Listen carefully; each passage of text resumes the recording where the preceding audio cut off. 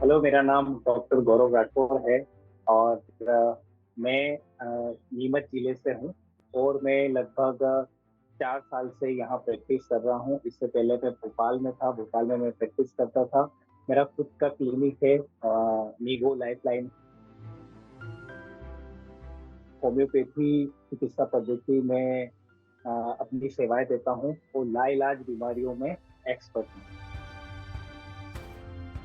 आज ये कंडीशन है कि बहुत सारे लोग जो है ऑपरेशन करवा लेते हैं, एब्सेस होते हैं, ऑपरेट करवाते हैं। उन लोगों के भी मेरे पास फोन आते हैं, मेरे पास अदर कंट्रीज से फोन आते हैं। आज कनाडा वगैरह से, फिलीपींस से, ऑस्ट्रेलिया से फोन आते हैं। जो लोग ऑपरेट करवाते हैं वो काफी परेशान है अपने डिसीज से, और मैं जब उनको दवाइयाँ सेंड करता हूँ, भेजता हूँ, तो वो काफी खुश हो जाते हैं और उन्हें रिलीफ मिलता है कि इस चीज का और बहुत फास्ट रिजल्ट है।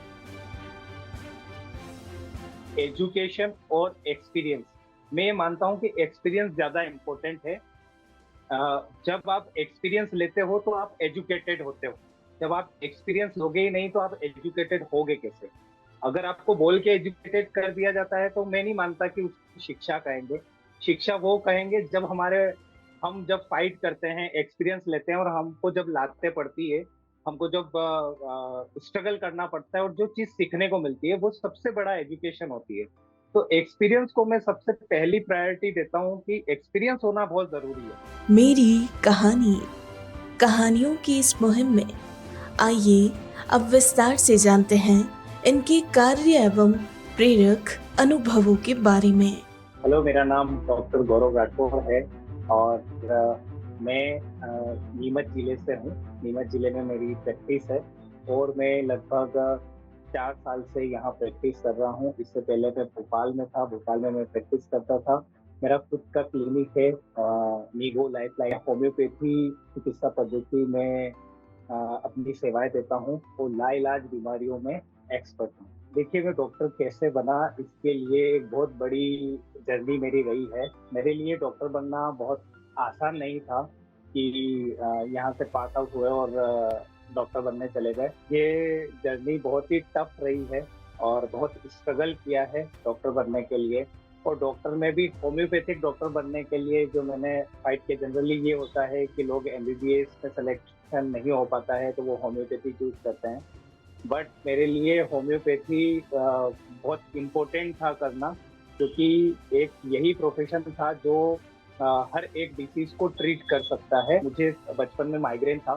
मैं बहुत छोटा था, लगभग 3 या 4 साल का होऊंगा तब मुझे माइग्रेन हुआ था।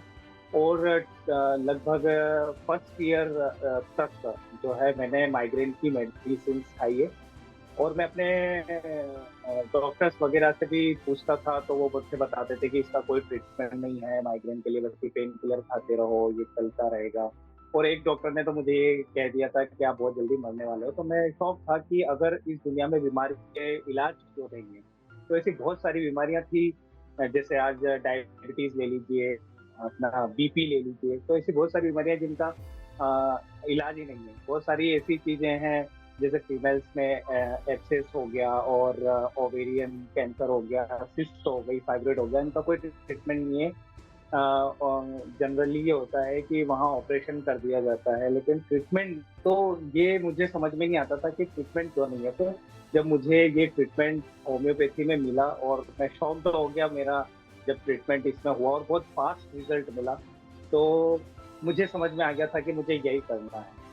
अब मेरी जर्नी जो रही है वो गांव से रही है कि गांव में जो है, जब भी आप कोई लड़का गांव से बाहर जाता था तो उसके लिए बहुत सारी अफवाहें उड़ाई जाती थी कि वो भाग जाएगा, वो ये कर लेगा, वो कर लेगा। और बहुत कम लोग जो है वो सक्सेस हो पाते थे। जनरली बहुत सारे बच्चे जो है वो वापस आ जाते थे।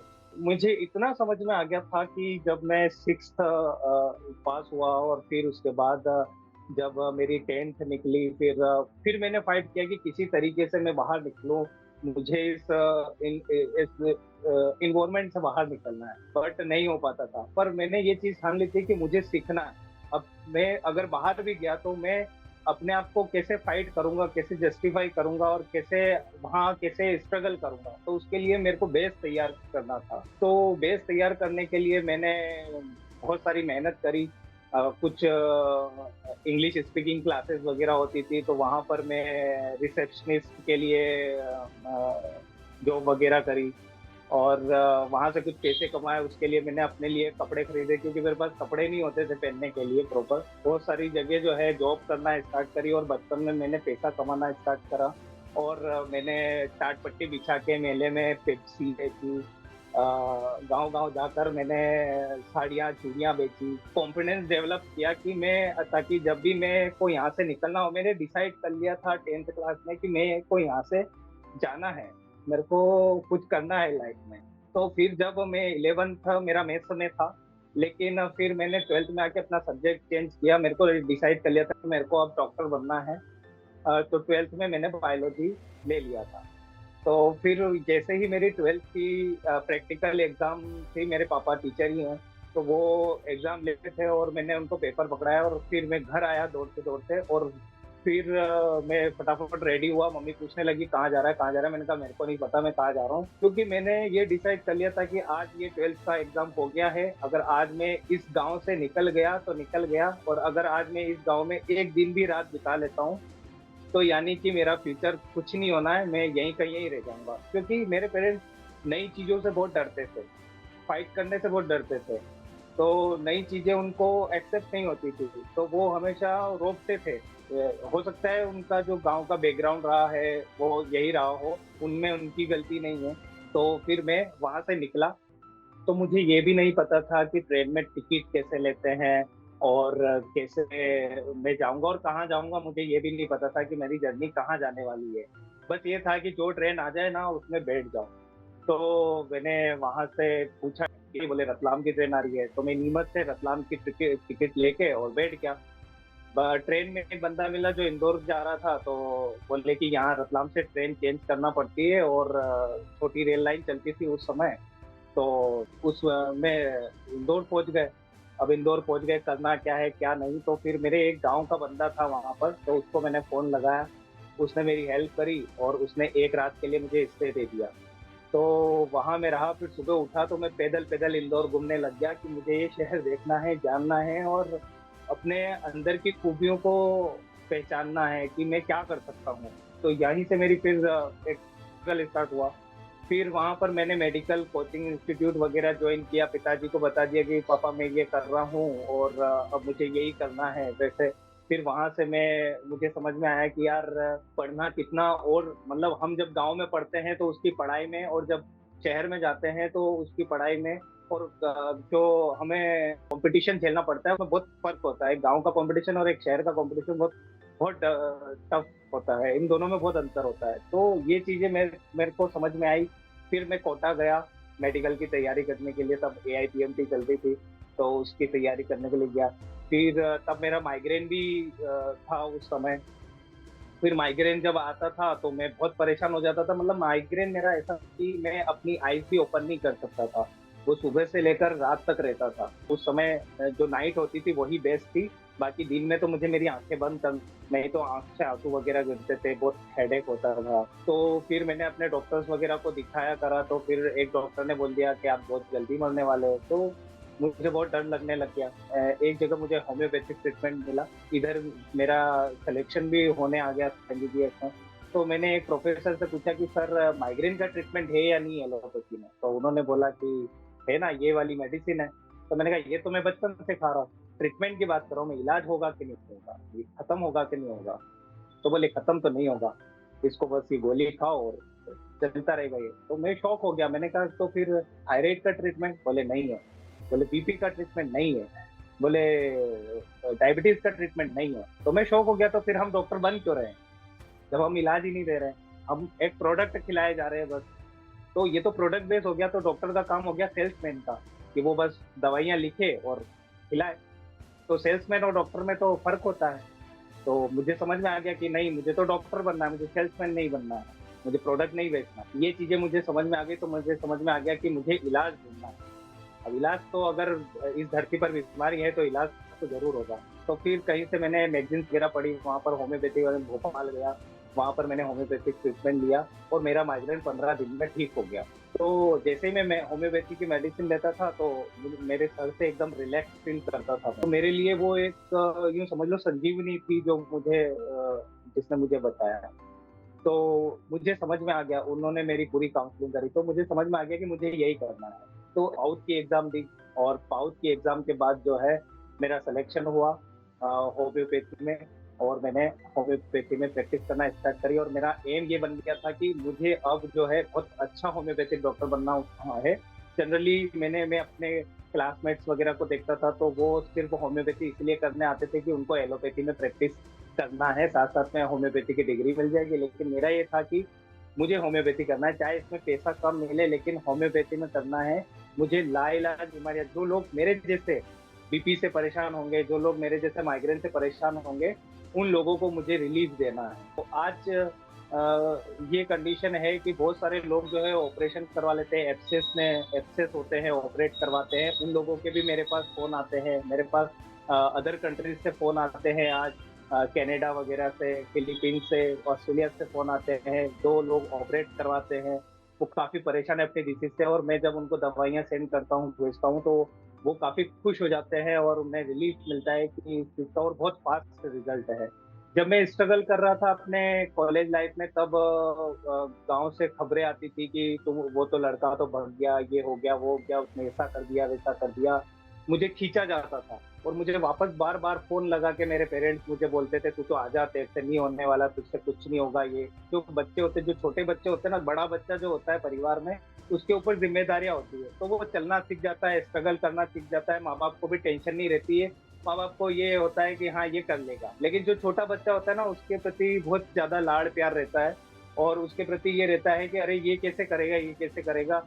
तो उसको सारी सुविधाएँ मिलती है। तो वो बच्चा हमेशा चहेता रह जाता है, और बड़ा जो होता है जिसको प्यार की, सपोर्ट की ज़रूरत रहती है, वो अकेला रह जाता है, उसको इस लाइफ़ में स्ट्रगल करता है, वो सब कुछ मिल जाता है, लेकिन प्यार नहीं मिल पाता है। तो मेरे जीवन में हमेशा प्यार की कमी रही है, लव की कमी रही है मुझे, कि यहाँ पर फ़ीवर के लिए पैरासिटामोल देना है या कोई फिक्स मेडिसिन डायबिटीज़ के लिए चलेगी। ये एक आर्ट है होम्योपैथी, जहाँ आपको पेशेंट को समझना होता है।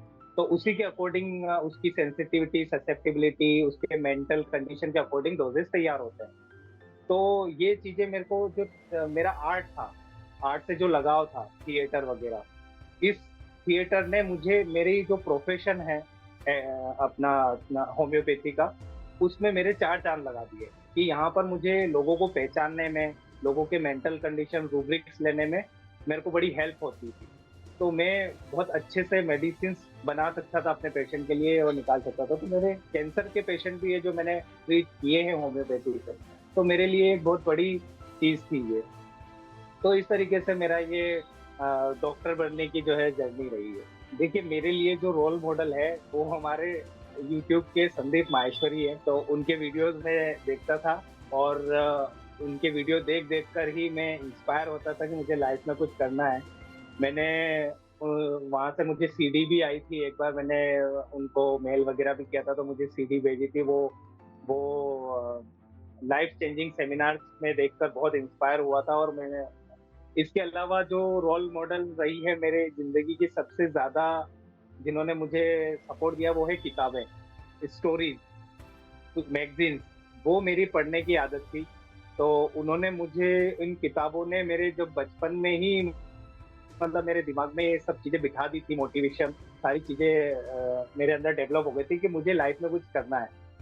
अब मैं ये मानता हूँ कि जब किसी की एज होती है, जैसे 13 से लेके 19 की एज जो होती है, उस एज में ही ये डिसाइड हो जाता है कि हम क्या कर सकते हैं आगे लाइफ में। तो जब 13 से 19 की एज होती है, तब हम जो पढ़ते हैं, जो सुनते हैं, जो देखते हैं, हमारा जो फ्यूचर है वहीं से डिसाइड हो जाता है कि हम आगे फ्यूचर में क्या कर सकते हैं, कितना फाइट कर सकते हैं, कितना हम आगे बढ़ सकते हैं। तो ये जो बचपन की किताबें हैं ना, उन्होंने मुझे हमेशा जोड़े रखा उनकी।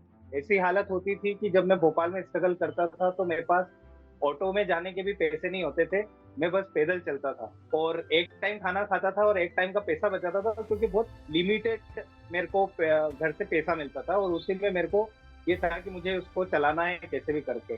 तो मुझे पता था कि यार मेडिकल में तो बहुत पैसा लगना है, बुक्स वगैरह का भी बहुत पैसा लगना है, ये सारी चीज़ें और सेमिनार्स के बहुत सारी चीज़ों के पैसे लगते थे। तो फिर मैंने भोपाल में भी बहुत स्ट्रगल किया है, अपने बहुत फाइट किया है, कोचिंग इंस्टीट्यूट खोला, वहाँ पर कोचिंग पढ़ाना स्टार्ट किया, स्कूल में जाकर ट्रेनिंग देना स्टार्ट करा, रेगुलेटर बेचा वहाँ पर। कई बार ये समोसे बना बना के बेचूं मैं सुबह सुबह जाके। तो बहुत सारी चीजें वहां पर भी बहुत स्ट्रगल रहा है, इतना आसान नहीं रहा है मेरे लिए। अब आज भी मैं फाइट ही कर रहा हूँ अपनी चीजों को लेकर। बस ये है कि लगातार आगे बढ़ते जा रहा हूँ, सक्सेस मिलती जा रही है और मैं आगे बढ़ते जा रहा हूँ। और यही मेरे अंदर की ये जो खुदगर्जी है कि अपने दम पर करना है जो भी करना है और जीरो से हीरो बनना है, कि एजुकेशन और एक्सपीरियंस, मैं ये मानता हूँ कि एक्सपीरियंस ज्यादा इम्पोर्टेंट है। जब आप एक्सपीरियंस लेते हो तो आप एजुकेटेड होते हो। जब आप एक्सपीरियंस लोगे ही नहीं तो आप एजुकेटेड होगे कैसे? अगर आपको बोल के एजुकेटेड कर दिया जाता है तो मैं नहीं मानता कि उसको शिक्षा कहेंगे। शिक्षा वो कहेंगे जब हम जब फाइट करते हैं, एक्सपीरियंस लेते हैं और हमको जब लाते पड़ती है, हमको जब स्ट्रगल करना पड़ता है और जो चीज़ सीखने को मिलती है, वो सबसे बड़ा एजुकेशन होती है। तो एक्सपीरियंस को मैं सबसे पहली प्रायोरिटी देता हूँ कि एक्सपीरियंस होना बहुत ज़रूरी है। हर चीज़ का एक्सपीरियंस हो। हमें कभी ये नहीं सोचना चाहिए कि एक ही चीज़ है पढ़ाई, यही चीज़ जीवन में काम आएगी। मैं ये मानता हूँ कि पढ़ाई के अलावा बहुत सारी चीज़ें हैं जो सबसे ज़्यादा काम आती है, पढ़ाई बहुत कम काम आती है। जब भी मुझे फ्री टाइम मिलता है तो मैं गाना गाता हूँ, मुझे सिंगिंग का बड़ा शौक है। मैं बचपन में सिंगिंग करना चाहता था और सिंगर ही बनना चाहता था, लेकिन बचपन में गाँव में जब आप सिंगिंग करते हैं तो वो बोला जाता है कि आप गवैये बनोगे क्या, ये करोगे क्या, वो करोगे क्या। और ऊपर से मैं टीचर का लड़का, तो मेरे ऊपर काफ़ी प्रेशर था कि भैया ये नहीं करना। और मैंने अपनी ऑर्केस्ट्रा वगैरह सारी चीज़ें बनाई थी, लेकिन वो तोड़ दी गई पेरेंट्स के द्वारा कि नहीं करना है ये सब काम, अपना पढ़ाई करो, यही अपनी खेती है, जो करना है वो यही करो। तो तो हॉबी पर ज़्यादा उस समय वो नहीं रहा, लेकिन ये रहा कि हॉबी जो है आपको इंस्पायर करती है, आपको अंदर से एक एहसास देती है कि आप अपनी चीज़ों में भी बेहतर कर सकते हो। पियानो वगैरह भी मेरे पास तो मैं हारमोनियम, पियानो भी प्ले वगैरह करता हूँ। मैगज़ीन्स में पढ़ता हूँ, स्टोरीज़ पढ़ता हूँ। साथ ही साथ में अपने लिए यूट्यूब चैनल भी बनाया है, तो उसके लिए भी मैं वीडियो बनाता हूँ। हेल्थ से रिलेटेड टॉपिक्स और हेल्थ से रिलेटेड जो चीज़ें हैं वो मैं यूट्यूब पर प्रोवाइड करता हूँ। और एडिटिंग वगैरह का भी काफ़ी शौक है मुझे। क्रिएटिविटी मेनली जो है वो आर्टिस्टिक जो चीज़ें होती है ना, जो आर्ट होता है, जो हमेशा नई चीज़ें सीखने को मिलती है कि अब नया क्या करना है, वो मुझे बड़ा शौक लगता है उन चीज़ों को करने। ये जानता हूँ कि जो मैंने एक्सपीरियंस किया है अपनी लाइफ में कि अगर आपकी लाइफ में स्ट्रगल है, अगर आपकी लाइफ में बहुत सारी चीज़ें फेस करना पड़ रही है, आप निचोड़े जा रहे हो, आपको गालियाँ दी जा रही है, आपको गलत बोला जा रहा है, तो मैंने ये देखा है कि कोई बात नहीं। अगर अलसी का तेल निकालना हो या फिर किसी चीज़ का अगर अपन तेल निकालते हैं तो उसको पीसना पड़ता है, उसको बहुत प्रेशर देना पड़ता है, तब जाके हमको एक अच्छी चीज़ मिलती है। तो ना लाइफ ना, अगर लाइफ में ये स्ट्रगल आ रहा है ना, तो ये बहुत अच्छी चीज़ है। तो यही चीज़ मैं कहना चाहता हूँ, यही चीज़ के लिए ये मोटिवेशन है कि अगर फाइट करना है, फाइट करो, कुछ भी करना है, कुछ भी करो। अगर आपके सामने टास्क आ रहे हैं तो टास्क को फेस करो, पर पीछे मत हटो। तो ये थी मेरी जर्नी। आप सभी का मेरी जर्नी से जुड़ने के लिए बहुत बहुत शुक्रिया। मैं हूँ doctor Gaurav Rathore, classical homeopathic specialist, Neemuch से मैं बात कर रहा हूँ। थैंक यू सो मच मुझसे जुड़ने के लिए। दोस्तों, निश्चित ही इनके अनुभवों एवं विचारों से आप प्रभावित हुए होंगे। आशा करते हैं इनकी भावनाएं आपके दिल तक जरूर पहुंची है और इनकी सोच ने निश्चित ही आप पर एक सकारात्मक प्रभाव डाला है। अगर आपको इनकी कहानी पसंद आई है तो इसे लाइक और शेयर करें।